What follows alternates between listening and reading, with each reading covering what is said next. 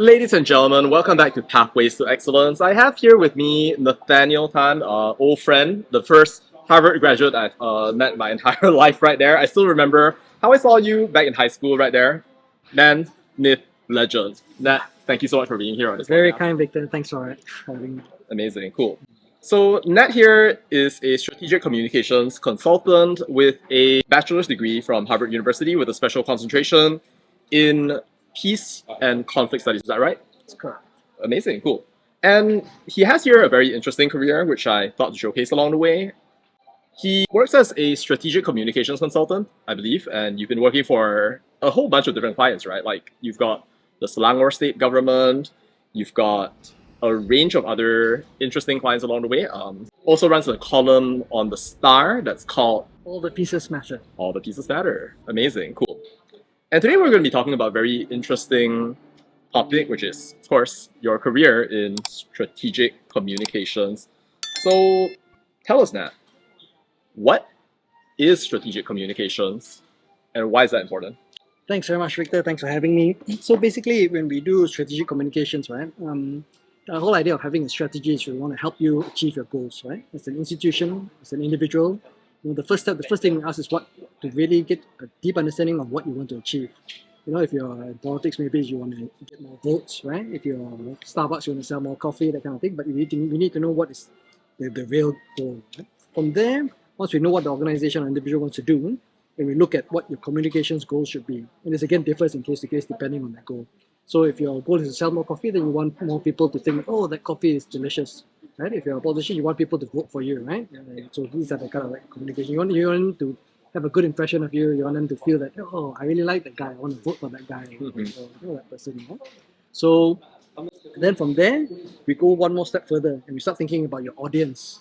Right? Sometimes a lot of you see some companies, organizations, they do communication. They just kind of like throw things out into the wild, make a few posts on Facebook, on Instagram, and just kind of whatever I think people will like, kind of thing, right? I think when you do a bit more granular level, we always have to think about exactly who you're trying to reach in terms of demographics, in terms of like languages they speak, in terms of media they consume, how they think, what they care about, So this is important that we identify the target audience, right? Once you identify your target audience, and the next question is what do you want them to feel?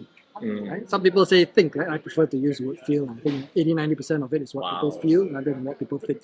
That's a more visceral level, right? Wow. Especially, nowadays like politics, people think it's like about policies or it's about, how to judge what you want to do, what different projects you're doing. But actually a lot of it is just how much they like you as a person, how much when they see you speak. They're not really, there's a phrase I always like, people will forget what you said, forget what you've done, you'll never forget how you made them feel. So how are you making people feel, right? Wow. If you're doing a KFC, right? You see a guy eating a chicken, he's just finger licking good. It makes you feel hungry. It makes you feel like, oh, that looks delicious. I wish I was having that right now. It's not thinking about, oh, KFC fried chicken is very good. I think, I think they're good ingredients. It's just a visceral. Right? So you think about how do you want to make them feel, and then from there we go another step further. So how do you create content, communications content, videos, images, text, anything, right? To create that kind of feelings in people. Right? So sometimes you want to do more like informal things, more kind of irreverent, more kind of fun, right? Sometimes you want to do a little bit more serious, a little bit more explainer, right? Everything can be tailor-made depending on all those goals that you have all the way down the line. Wow. Wonderful. Thank you for sharing that. Out of curiosity, what led you into the line of strategic communications after graduating from Harvard University? I mean, you also have a very unique major, and I think you told me that a little bit when we were speaking earlier, but I think it's a special concentration as well, right? I studied this because, when I went to school in the late 90s, early 2000s, there was kind of the end of the Cold War, like a breakdown of world order, there were a lot of civil wars breaking out, failed states, that kind of stuff. And when you have a lot of these kind of wars, it's a lot of human suffering, right? And I spent a lot of time thinking how we could stop these kind of wars, right? Trying to understand why people fight, how they fight, and things like that. And yeah, so we learned a lot about politics. I learned a lot about ethnic relations, identity politics, international relations, things like that. Wow. And when I came back to Malaysia, I kind of like it comes back to the theme of like alleviating human suffering and things like that. So I worked a lot in civil society and also in politics. Right? I think I remember back then coming to the conclusion that solving political problems doesn't solve everything, but there are a lot of things you cannot solve without solving kind of political problems sometimes. So that's where I started getting interested in like influencing public, right? Getting support for policy changes, or why people vote for one group of people rather than another group of people. It's perception management kind of things. I see. Yeah, so I started working, started thinking about it, started developing what I feel is a sensitivity. We have to look at a Twitter post or look at a Instagram story and say, okay, what's the thing is about this post that really worked, this kind of content that really, it's really effective and really achieves the goals is ABCD, right? And EFG, or like, these things are not so good. These things don't create the kind of feelings that you want, right? So again, it can be in terms of like getting votes, or getting people like you, or selling products, or in terms of the right your organization, or have faith in your organization. As I went along, these are the kind of sensitivity I developed, and it's the kind of interest that's the kind of questions I like to ask, right? And then I can be sensitive to. Wonderful. Well, you mentioned a little bit earlier about alleviating human suffering as one possible cause that you might have been committed to. But what kinds of other things have you encountered along the way as you have been taking part in strategic communications? In some ways, they're very different, but these things are also related, right? So I have quite a background in civil society. It's a group of people who work in the NGO space. I think fun to be around now, right? I always say that people in this line of work, there's no money in it, there's almost no fame in it, right? So the only people who do this kind of work are people who really care about the country. So being in that kind of space has allowed me to meet some of like my favorite Malaysians, are the best Malaysians I've ever met, and it's very gratifying. I can imagine, yeah. And interesting fact, there was once when I asked a couple of friends of mine who graduated from Harvard University, I asked them, who do you consider your most transformative senior in Malaysia from Harvard University? You were the man. That's very kind. But there are a lot of people who do much better work than me, right? And it's inspiring and motivating to be around them, right? But in the work that they do, right, a lot of it is advocacy work, like human rights and things like that. Trying to get people to care about stuff, so that they pressure politicians, they pressure the government to do things better, to again alleviate suffering, right, and make things better, improve lives, right, work on things like poverty and things like that, right? And so in order to further those goals, you also need kind of like strategic communication, right? You have to think, how do you lobby for these things? How do you talk about them in such a way that the press notices, that it becomes a viral issue, things like that. So these things are, they are related lah. And again, also some interest in politics, because we try to get the best leaders that we can, right? And sometimes you come across people like, oh, I really want to help get that guy elected, because I believe in that, in what they're trying to do. So then you have to start thinking, how do I improve the chances of getting elected, right? How do I sell this product better, kind of thing. So these that's how these things are a bit intertwined and connected. But yeah, as our clients we've done work for corporate clients, NGO clients, political clients, government clients. There are different sectors and quite different skills. But there's definitely also a common skill set, common sensitivity to the kind of content that you create. Wow, okay. Thank you so much for that.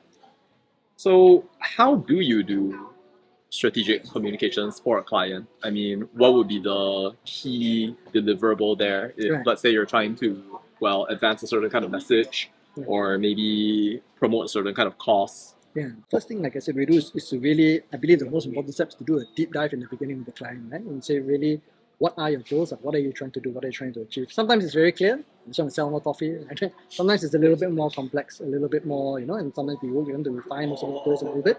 And again, then after that, we work on identifying how they want to do, what kind of communications campaign, what kind of identity. Some of it is a bit like branding and marketing, right? Brand identity, key association. So if you think of KFC, you think of fried chicken. Think of McDonald's, you think of burgers. Starbucks, coffee, right? You think of your organization or you as a person, what do you want people to think of? Instant key association. It's something you need for an organization. I see. Yeah, and again, the fact that we associate fried chicken with KFC, it's not coincidence. We've invested, untold millions and billions to have that be a key association, in mind, right?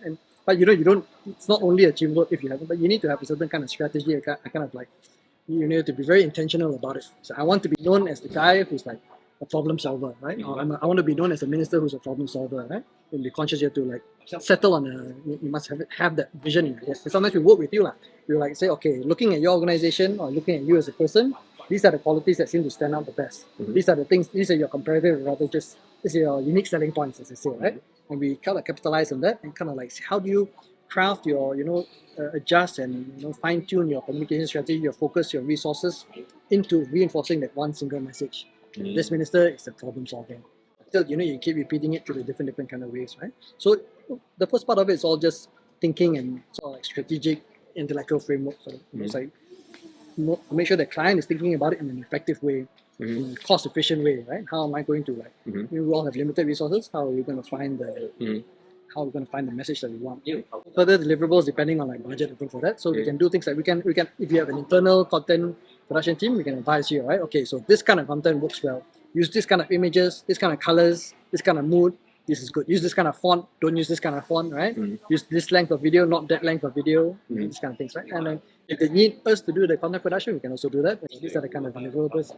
Fascinating. Okay. Now, as we speak, so we're right in the thick of the US presidential election cycle. Now, we're not going to focus too much on that, but I do want to ask something from a sort of presidential election strategy point of view right there. So now, we do know that in America right now, so we have super PACs, so like political action committees, they spend absurd amounts of money, millions upon millions of dollars. They wash over entire campaign trails with dollar bills right there. Now, I'm just curious, Nat, but what is the benefit actually of being able to spend such a large amount of money, and what would people actually use that money for in the context of, let's say, trying to get votes or stuff of that nature right there? Because, for example, right, in the context of politics, you might think to yourself, well, we're going to be evaluating people on the basis of their personality, like their vibe, the position that they have right there. But, I mean, when we think about money right there, what does money bring to the table that maybe somebody with no money, but great ideals, for example, might be able to bring? I think one of the first things you could probably spend your money on is to hire the right kind of people who really understand the game, right? And who are able to do guerrilla warfare, who are really to get your bang for your buck. I mean, a lot of the money they spend on ads and things like that, it's kind of the old days, like airtime. And it's still important, these things are still a factor, right? I think the landscape is also changing and evolving in terms of like what makes the difference. And I think that's what it's been fascinating to follow. When Donald Trump first burst on the scene, right? A lot of people thought like this guy is a clown, he's an idiot, right? And I think he was really underestimated. I think Pete Buttigieg was telling, some people said the big mistake people made was taking Donald Trump literally when they should have been taking him seriously. I think his phenomenon and what's been happening since then has been a really good case study of like how important theatrics are. This is basically a show. Elections nowadays more closely resemble American Idol than all the other things. Right? You just go out there and you're trying, the more entertaining you can be, the more shocking you can be, kind of like more following you can get. I see. I think in 2016, like Hillary Clinton really underestimated Donald Trump, and it's a field and it's got like shock value. Again, it's television, it's like reality, right? You watch it because there's a shock value. You watch a drama because dramatic things happen. So the people who are able to successfully bring a sense of like dramaticness, right? I think can go a long way. So and then as in this election cycle, right? That first debate with Trump and Biden, and you can see that Biden is clearly losing it. He's really not all there, and the confidence level totally drops. Because again, it's not what he's saying, it's not even his record, it's not what he's doing, right? It's how he's making people feel. He's making people feel like I'm old and I'm boring and I'm not really there, I mean, he's a good guy, we don't wish him any bad, or it's like, it's not like we get rid of him because we hate him or anything like that, but it's practical, some practical concerns, right? Once that started happening, right, and once he stepped down, then it brought a wave of excitement, something fresh and something dramatic. Like you don't watch a TV show if like nothing, if it resembles your day-to-day, boring day-to-day life, right? Right. Dramatic things happen. So this idea of like some guy stepped down and Kamala Harris stepped in, it sort of like created a bit of momentum, something exciting, something different. And this kind of like expands when he brought Tim Walz into the ticket, right? Which is another really interesting phenomenon, right? The words that you keep hearing when you see this guy talk, right? Words like genuine, authentic, sincere. It's very different when Tim Walz, one of his big contenders is Josh Shapiro, right? Josh Shapiro is also a very good orator. But the different Tim Walz brings a lot more. He speaks straight from the heart that he wears on his sleeve, right? You get this kind of feeling. Again, you don't have to listen to what he's saying that much, but you feel like, oh, this guy seems to really care about the country. He seems to really care about us. And he's like the guy next door, and you feel that kind of connection. And politics is a lot about creating that sense of connection, that sense of relatedness, and that's what they're doing. And they're doing it in a way that's exciting, bringing excitement and joy back. Okay. Now, to kind of draw us back to the idea of strategic communications right here, when you look at the two different sides in this cataclysmic clash, it's been very exciting so far. Bullets essentially grazing ears, people dropping out of the race at the 11th hour. When you look at both sides right here, and you kind of evaluate both sides from the viewpoint of strategic communications right here, what would you give as a grade to both sides right now? If you look at the Trump campaign and now the Harris campaign, so how do you evaluate how well they're doing? Simply put, I'd probably give Trump an F and Harris a A minus maybe at the moment. Okay. Plus A minus. Yeah, I mean, it is very interesting to watch. Right? So Donald Trump is again has been underestimated at people's peril, right? But he's a little bit of a one-trick pony, right? He's not really a smart guy. He loves to call people dumb. No smart guy goes around calling other people dumb. This has been my experience, right? You've been around a lot of smart people, right? And it's just not something we do. If you're calling people dumb, it's a bit of projection, and in this case, it's very much true, right? But again, he had a winning formula in 2016, right? A formula that proved to be successful, and he had his winning formulas winning the Republican primaries, right, with his own crowd and that kind of stuff. Right? And he's the kind of guy that isn't really able to think on his feet, adapt. He's just using the old tricks. He's coming up with silly nicknames for people. And he's talking about the same things, using the same line. And in politics, right, novelty is very important. That's why again, the introduction of Harris, it's not just about Harris, but the fact that she's someone new, and has a sort of like momentum and a breath of fresh air. It counts for a lot. And this other guy is just talking the same kind of thing. It's really boring, above all. I mean, you can say so many things about Donald Trump, right? But the one that's killing him, is that he's boring. It's nothing new, and it's sad and angry and petty and all that, right? But it's old, and he is old, right? So I think that's a big difference. Also, in terms of strategy, he has no new strategy. Strategy must adapt.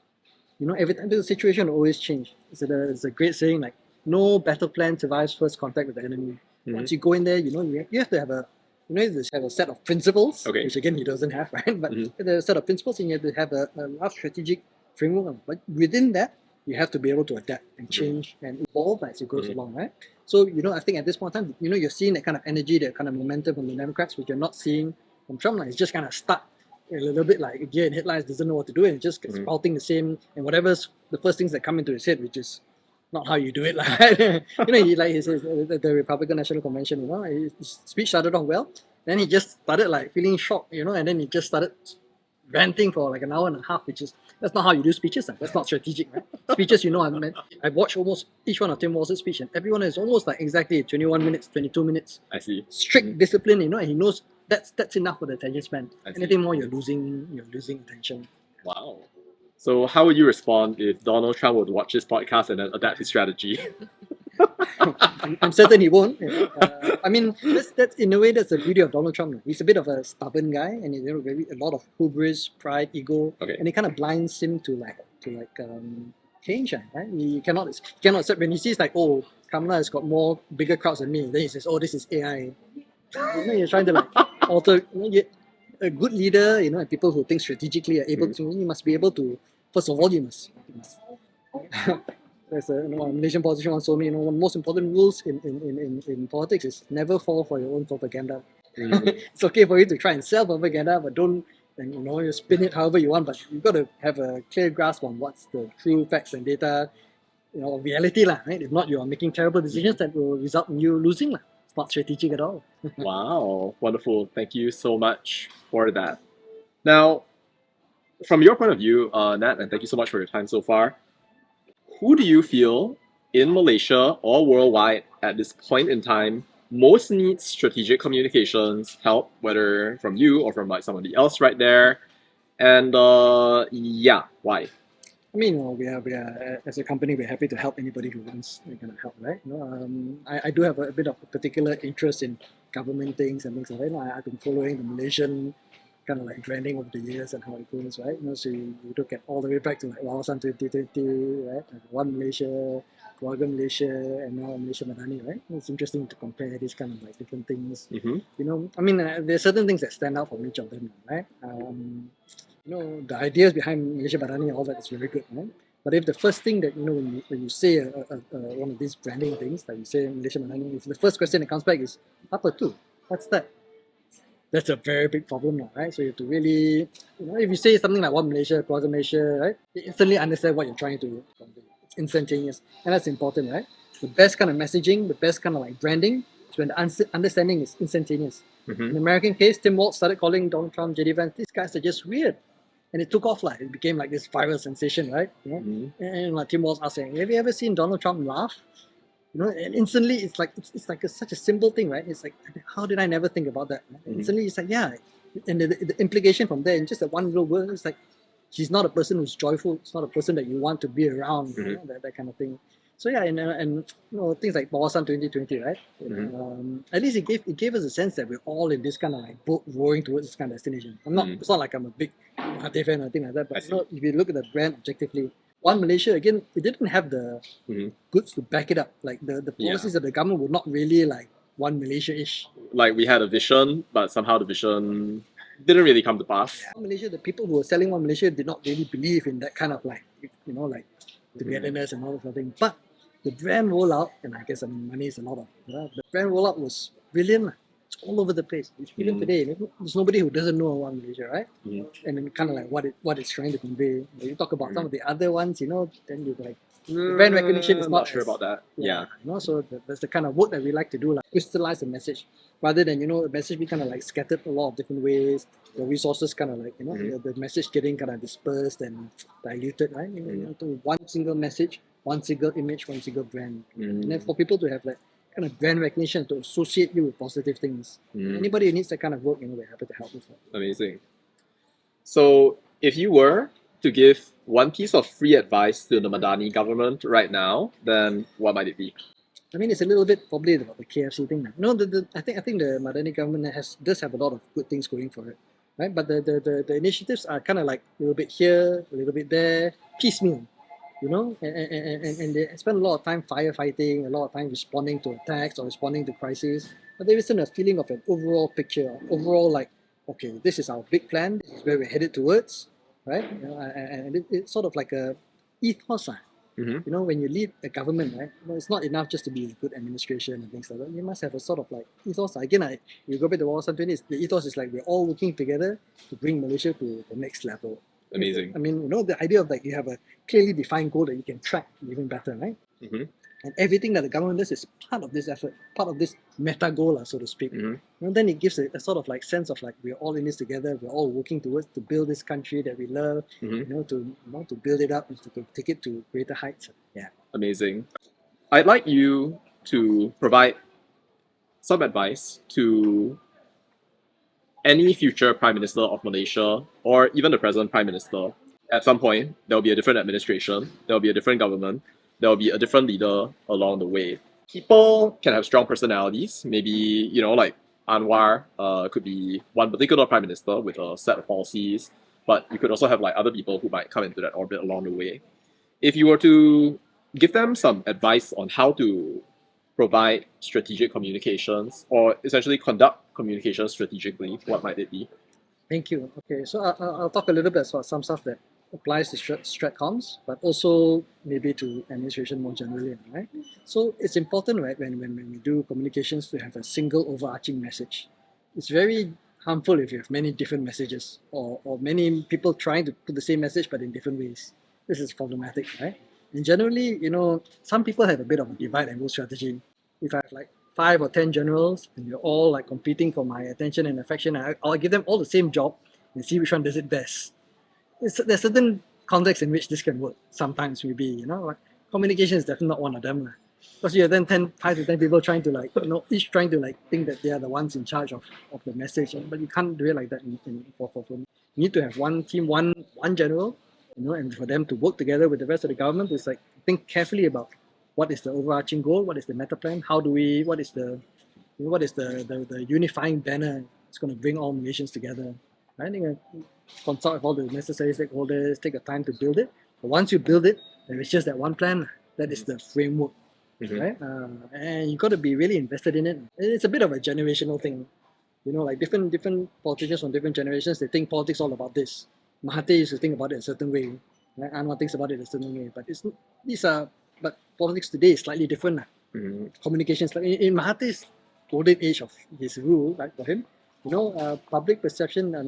What is in the media is whatever he wants to be in the media. Like, he controls all the newspapers, he controls all the TV, and he still has that kind of mentality, right? Now that it's totally everything is, Twitter, Instagram, TikTok, right? And nobody controls that. You can't control that, right? So you have to navigate it in a different way, right? But you still need, people will still be looking to the government to lead, to provide vision and ethos. Again, the older generation, they don't think about this such. You think about economics, you think about, policy and stuff like that. It's all important. You have to lead the people not just in those areas, but in terms of it's almost a spiritual leadership, almost civic spiritualness, right? It's like, what does it mean to be Malaysian? Who are we?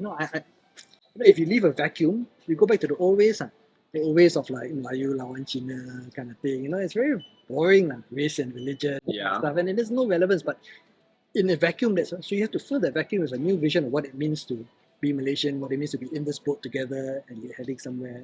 And on a practical administrative level, you have to choose the right people and you have to let them, just that one group or one team set the tone and everyone else follow. If you have everyone running in kind of like a headless chicken kind of situation, it's difficult. Amazing. Wonderful. Ladies and gentlemen, Nathaniel Tan, Pathways. It was an absolute pleasure to have you. Thank you so much, Nat. Thanks, Victor. Amazing. Yeah. All right.